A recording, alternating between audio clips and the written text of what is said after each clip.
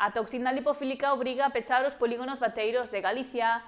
Os altos niveis da Marea Vermella manteñen as zonas de traballo pechadas en todas as rías galegas.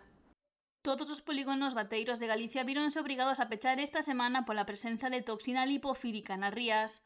O Instituto Tecnolóxico para o Control do Medio Mariño, Intecmar, decretou este peche pola expansión da Marea Vermella que comezou a estar presente no mar a semana pasada.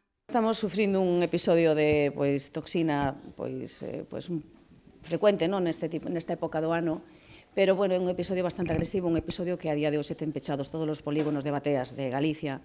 O principal aquí é velar pola saúde pública, é dicir, que ningún produto que salga ao mercado comprometa a saúde de ningún consumidor, e tamén velar pola reputación do produto galego, é dicir, non pode salir ningún produto que comprometa esa reputación internacional que teñen os nosos produtos, que son a marca Galicia Calidade en calquer mercado onde se comercialicen.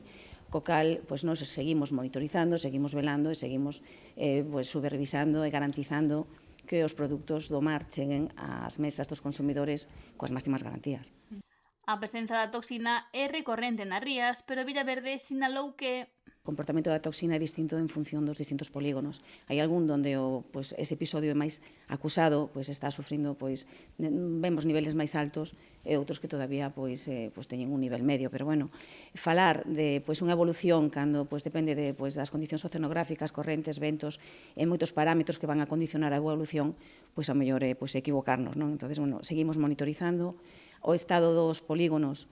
Os niveles de toxinas son públicos, están nas resolucións do Intecmar, e iremos todos velando e supervisando esa evolución.